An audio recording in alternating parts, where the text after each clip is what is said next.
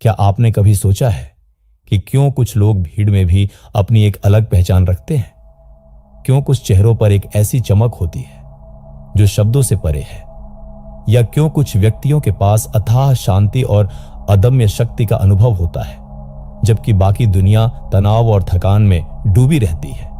क्या यह सिर्फ किस्मत का खेल है या इसके पीछे कोई गहरा रहस्य छिपा है? आज हम एक ऐसे रहस्य को उजागर करने जा रहे हैं जो हमारी दुनिया के सबसे पुराने और सबसे गहरे आध्यात्मिक सत्यों में से एक है। ये कोई बाहरी शक्ति नहीं, कोई जादुई औषधि नहीं, बल्कि आपके भीतर ही दबी एक अलौकिक ऊर्जा है, आपकी आध्यात्मिक ऊर्जा। यह ऊर्जा हमारे जीवन की वह अदृश्य धुरी है जिसके बिना जीवन केवल एक यांत्रिक प्रक्रिया मात्र है। यह वह ईंधन है जो न केवल हमारे शरीर को चलाता है बल्कि हमारी आत्मा को भी पोषण देता है, हमारे विचारों को दिशा देता है और हमारे आभा मंडल ऑरा को प्रकाशित करता है। आपने अक्सर सुना होगा ऑरा के बारे में, एक अदृश्य प्रकाश मंडल जो हर व्यक्ति के चारों ओर होता है। जब यह आध्यात्मिक ऊर्जा क्षीण हो जाती है तो हमारा आभा मंडल धूमिल पड़ जाता है और हम स्वयं को थका हुआ, भ्रमित और जीवन के उद्देश्य से कटा हुआ महसूस करते हैं। लेकिन जब यह ऊर्जा अपने चरम पर होती है तो हमारा आभा मंडल चमक उठता है और हम एक चुंबक की तरह सकारात्मकता, सफलता और आंतरिक शांति को आकर्षित करते हैं। आज की इस यात्रा में हम उस प्राचीन ज्ञान के दरवाजे खोलने जा रहे हैं जो हमें सिखाएगा कि अपनी इस आंतरिक आध्यात्मिक ऊर्जा को कैसे पहचाना जाए, कैसे उसका पोषण किया जाए और कैसे उसे फिर से सक्रिय किया जाए। हम आपको 6 ऐसे गोपनीय और प्रभावशाली चरणों के बारे में बताएंगे जिनसे गुजरकर आप अपनी सुप्त आध्यात्मिक शक्ति को पुनः जागृत कर सकते हैं। यह केवल एक वीडियो नहीं बल्कि एक मार्गदर्शक है जो आपको अपनी चेतना के गहरे आयामों से परिचित कराएगा और आपको एक ऐसे जीवन की ओर ले जाएगा जहां हर सांस में ऊर्जा हो, हर पल में शांति हो और हर कदम में स्पष्टता हो। तो अपनी आंखें बंद करें, एक गहरी सांस लें और हमारे साथ इस रहस्यमयी यात्रा पर चलें जहां हम आपके भीतर छिपे ब्रह्मांड के सबसे बड़े रहस्य को उजागर करेंगे। तैयार हैं आप? यह आध्यात्मिक ऊर्जा का विचार कोई आधुनिक अवधारणा नहीं है। यह मानव सभ्यता जितनी ही पुरानी है और इसकी जड़ें विश्व की हर प्राचीन संस्कृति और आध्यात्मिक परंपरा में गहराई से जमी हुई है। सदियों से आर्ष मुनि, साधक और रहस्यवादी इस अदृश्य शक्ति के बारे में जानते थे और इसे जागृत करने के लिए विभिन्न तकनीकों का अभ्यास करते थे। प्राचीन मिस्र में इसी का यह अख कहा जाता था, जीवन शक्ति जो भौतिक शरीर से परे थी। वे मानते थे कि यह ऊर्जा ही मृत्यु के बाद भी आत्मा को जीवित रखती है। उनकी पिरामिड और मंदिर वास्तुकला में भी इस ऊर्जा के प्रवाह को नियंत्रित करने के गहरे रहस्य छिपे थे। भारत में इसे प्राण शक्ति या कुंडलिनी शक्ति के नाम से जाना जाता है। उपनिषदों से लेकर योग सूत्रों तक हर पवित्र ग्रंथ इस प्राण ऊर्जा के महत्व पर बल देता है। योग, प्राणायाम और ध्यान की सभी पद्धतियां इसी प्राण शक्ति को जागृत और संतुलित करने के लिए डिजाइन की गई है ताकि व्यक्ति समाधि या आत्मज्ञान की अवस्था तक पहुंच सके। भगवद गीता में भगवान कृष्ण स्वयं कहते हैं, मैं ही सभी प्राणियों में प्राण हूं। चीनी दर्शन में इसे छिया की कहते हैं जो ब्रह्मांडीय जीवन शक्ति है जो हर जीवित प्राणी में प्रवाहित होती है। ताओवादी गुरुओं ने इस छी के प्रवाह को संतुलित करने के लिए मार्शल आर्ट्स, एक्यूपंक्चर और फेंग शुई जैसी कलाओं का विकास किया। जापान में इसे रेकी के रूप में जाना जाता है, एक हीलिंग तकनीक जो सार्वभौमिक जीवन ऊर्जा का उपयोग करती है। यही नहीं, प्राचीन यूनानियों ने इसे न्यूमा नाम दिया जिसे वे दिव्य श्वास या आत्मा मानते थे। सूफी परंपरा में इसे बरकाह कहा जाता है जो एक प्रकार की दैवीय कृपा या आशीर्वाद है जो हर चीज में मौजूद होती है। इन सभी परंपराओं का एक साझा सत्य था कि हमारे भीतर केवल रक्त, मांस और हड्डियां नहीं है बल्कि एक अदृश्य चेतन ऊर्जा का स्रोत है जो हमें ब्रह्मांड से जोड़ता है। यह ऊर्जा केवल भौतिक शरीर तक सीमित नहीं है, यह हमारे सूक्ष्म शरीर का हिस्सा है जो हमारे भौतिक शरीर से भी अधिक शक्तिशाली और जटिल है। प्राचीन ग्रंथों में इस सूक्ष्म शरीर को ऊर्जा केंद्रों या चक्रों से बना बताया गया है। ये चक्र ऊर्जा के भंवर हैं जो हमारे शरीर में रीढ़ की हड्डी के साथ स्थित होते हैं, और प्रत्येक चक्र एक विशिष्ट भावना, अंग और आध्यात्मिक पहलू से जुड़ा होता है। जब हमारी आध्यात्मिक ऊर्जा इन चक्रों से होकर प्रवाहित होती है तो हम मानसिक, भावनात्मक और शारीरिक रूप से स्वस्थ महसूस करते हैं। लेकिन जब यह प्रवाह बाधित होता है तो हम असंतुलन और बीमारियों का अनुभव करते हैं। तो यह समझना आवश्यक है कि हम केवल भौतिक प्राणी नहीं हैं, हम ऊर्जा के पुंज हैं जो एक विशाल ब्रह्मांडीय जाल से जुड़े हुए हैं। आध्यात्मिक ऊर्जा को समझना और उसे जागृत करना केवल व्यक्तिगत कल्याण के लिए नहीं है, बल्कि यह ब्रह्मांडीय चेतना के साथ हमारे संबंध को फिर से स्थापित करने का मार्ग है। यह वह कुंजी है जो हमें अपने सर्वोच्च स्वरूप को पहचानने और एक पूर्ण, सार्थक जीवन जीने में मदद करती है। तो अब जब हम आध्यात्मिक ऊर्जा के ऐतिहासिक और दार्शनिक मूल को समझ चुके हैं, आइए अब इसके कार्य प्रणाली में गहराई से उतरें। हम सभी के भीतर यह ऊर्जा है। यह कोई नई शक्ति नहीं है जिसे हमें कहीं बाहर से लाना है।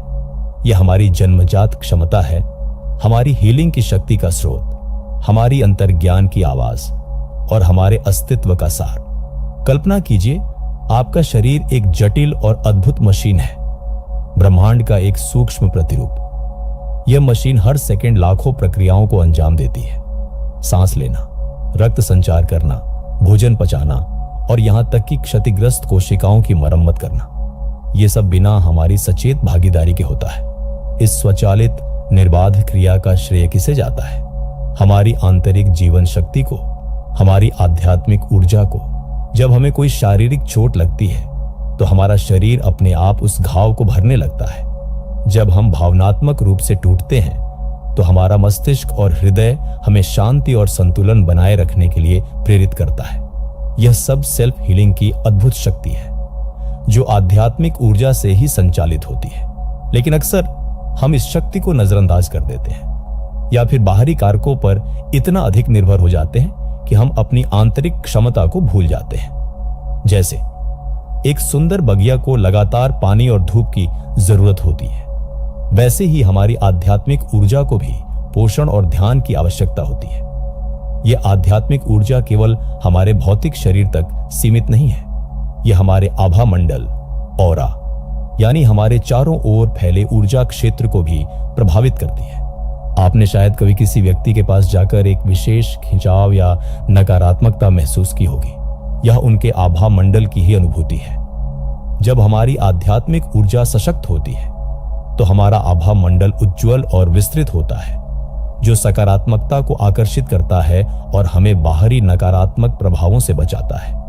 यह एक अदृश्य कवच की तरह काम करता है जो हमें मानसिक शांति और भावनात्मक स्थिरता प्रदान करता है। लेकिन जब यह ऊर्जा कम होने लगती है तो हमें कैसे पता चलेगा? इसके कुछ स्पष्ट संकेत हैं जो आपको अपने भीतर या दूसरों में देखने को मिल सकते हैं। क्या आपने कभी भरपूर नींद लेने के बाद भी खुद को थका हुआ महसूस किया है? ऐसा लगता है जैसे शरीर ऊर्जाहीन है, भले ही आप शारीरिक रूप से सक्रिय ना हो। यह एक संकेत है कि आपकी आध्यात्मिक ऊर्जा का स्तर कम हो रहा है। या फिर जब आपके जीवन में सब कुछ अच्छा चल रहा हो, बाहरी रूप से आप सफल हो, आपके पास वो सब कुछ हो जो आप चाहते थे, फिर भी आप खुशियां नहीं ढूंढ पा रहे हो। एक अजीब सी खालीपन महसूस हो, जैसे किसी चीज की कमी हो। यह भी आध्यात्मिक ऊर्जा के क्षय का एक मजबूत संकेत है।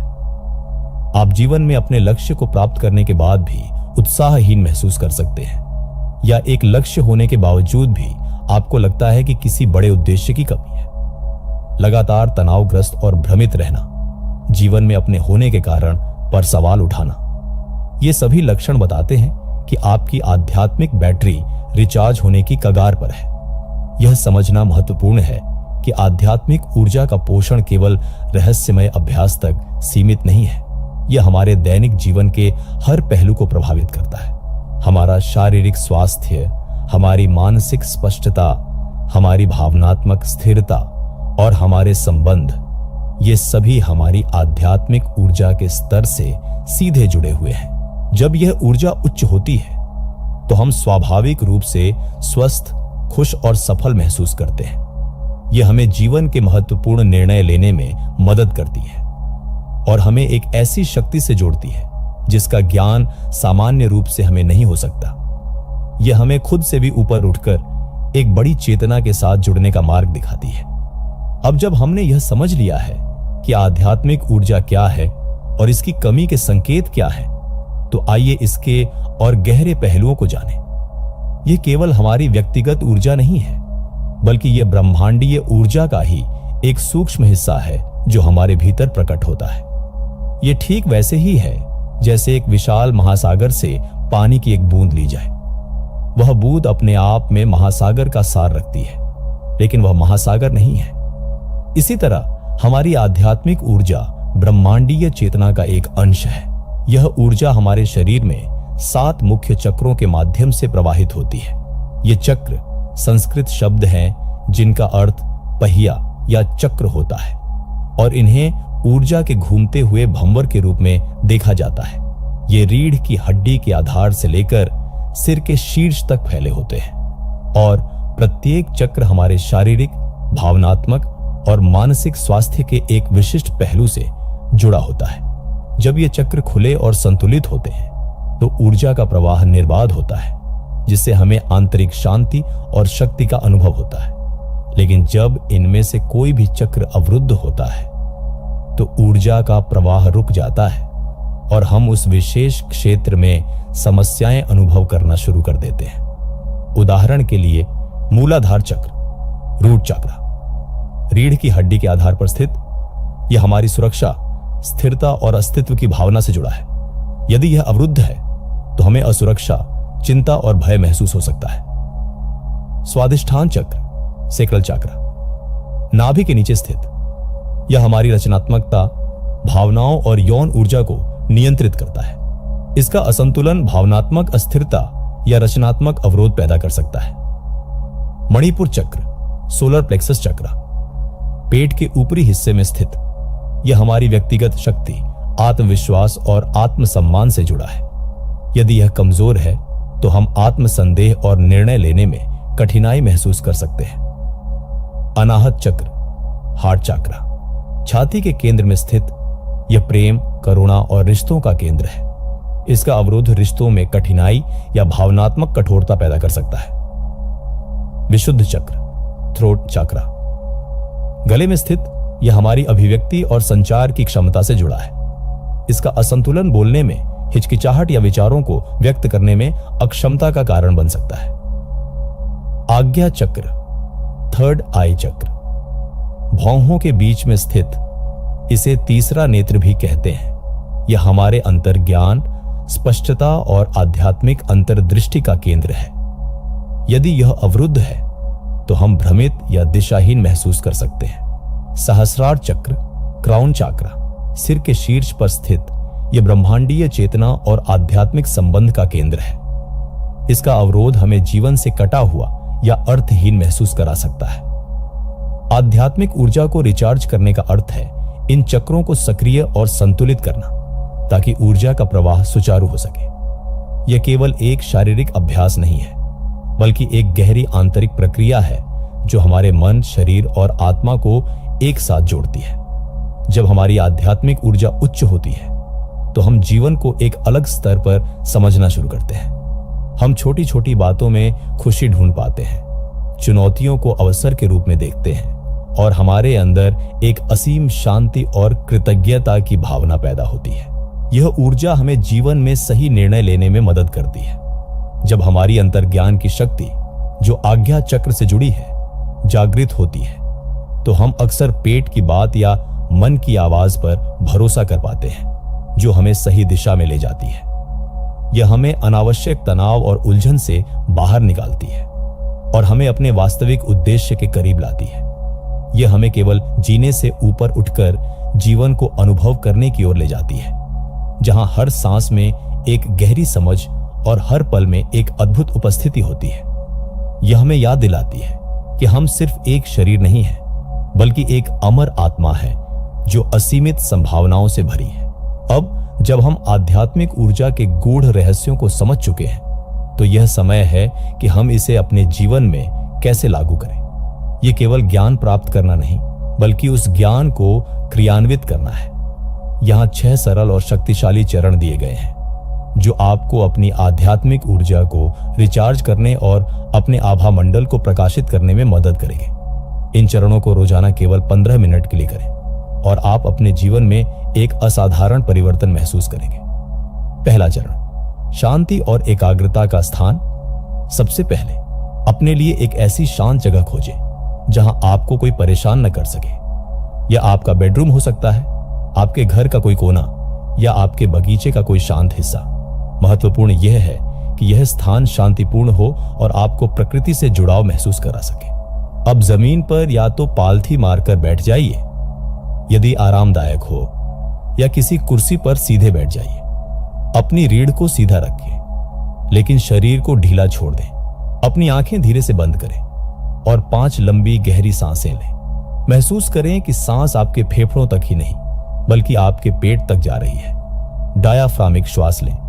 हर सांस के साथ अपने शरीर को और अधिक ढीला छोड़ दें और मन को शांत होने दें। दूसरा चरण, ऊर्जा केंद्रों का जागरण। पहला स्तर, अपनी हथेलियों को प्रार्थना की मुद्रा में आपस में जोड़ें और धीरे धीरे एक दूसरे से तब तक रगड़ें जब तक आपको हाथों के बीच हल्की गर्मी महसूस न हो।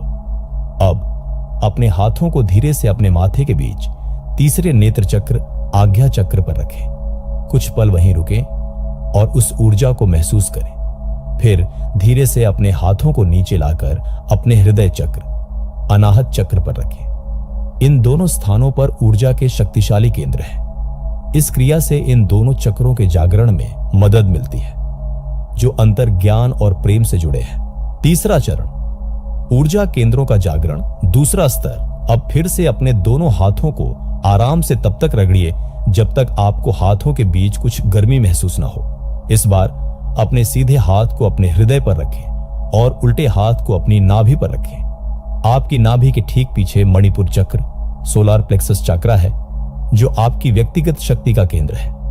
हृदय और नाभि पर हाथ रखने से इन 2 शक्तिशाली चक्रों में ऊर्जा का प्रवाह बढ़ता है, जिससे आपकी आत्मशक्ति और प्रेम की भावना संतुलित होती है। चौथा चरण, श्वेत प्रकाश का ध्यान। अपनी आंखें बंद रखें। अब कल्पना करें कि आपके हाथों के माध्यम से ब्रह्मांड से एक शुद्ध चमकीली श्वेत रोशनी आपके शरीर में प्रवेश कर रही है।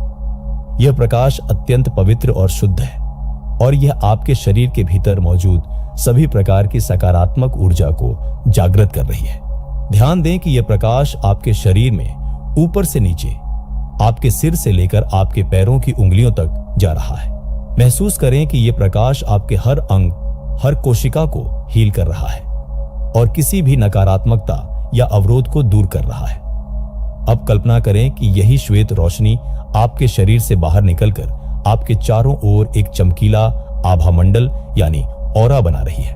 देखें कि यह आभा मंडल कैसे चमक रहा है और आपको सुरक्षा और शक्ति प्रदान कर रहा है। पांचवां चरण, ऊर्जा का एकीकरण और गति। जब आपको महसूस हो कि आपने पर्याप्त मात्रा में इस श्वेत रोशनी को ग्रहण कर लिया है और आपका आभा मंडल चमक रहा है, तो धीरे से अपनी आंखें खोल लीजिए। अपने हाथों को धीरे धीरे हिलाइए, अपनी उंगलियों को खोलिए और बंद कीजिए। अब खड़े हो जाइए और अपने शरीर को धीरे धीरे हिलाइए। आप कुछ हल्के स्ट्रेचिंग व्यायाम भी कर सकते हैं ताकि ऊर्जा आपके पूरे शरीर में प्रवाहित हो सके। शरीर को मूवमेंट देने से ऊर्जा का प्रवाह और बेहतर होता है। छठा चरण, जल का अमृत। अंत में एक गिलास शुद्ध पानी पिए। पानी ऊर्जा का एक अद्भुत संवाहक है और यह आपके शरीर को हाइड्रेटेड रखने में मदद करता है। पूरे दिन अपने आप को हाइड्रेटेड रखें, क्योंकि शरीर में पानी की कमी भी ऊर्जा के स्तर को प्रभावित करती है। यह सुनिश्चित करेगा कि आपकी आध्यात्मिक ऊर्जा आपके शरीर के माध्यम से निर्बाध रूप से प्रवाहित होती रहे। ये चरण प्रत्येक दिन केवल 15 मिनट लेंगे, लेकिन इनका प्रभाव आपके पूरे जीवन पर पड़ेगा। धैर्य रखें और नियमित रूप से अभ्यास करें। आप पाएंगे कि आपकी आध्यात्मिक ऊर्जा जागृत हो रही है, आपका आभा मंडल मजबूत हो रहा है और आप जीवन को एक नए, अधिक सकारात्मक दृष्टिकोण से देखना शुरू कर रहे हैं। तो हमने देखा कि आध्यात्मिक ऊर्जा कोई रहस्यमय अवधारणा नहीं, बल्कि हमारे अस्तित्व का एक मूलभूत हिस्सा है। यह वह अदृश्य धागा है जो हमें जीवन की हर धड़कन, हर अनुभव से जोड़ता है। आज की हमारी यात्रा ने हमें यह सिखाया है कि यह ऊर्जा जो हमारे भीतर ही निवास करती है, हमारे शारीरिक स्वास्थ्य से लेकर मानसिक शांति और भावनात्मक संतुलन तक हर पहलू को प्रभावित करती है।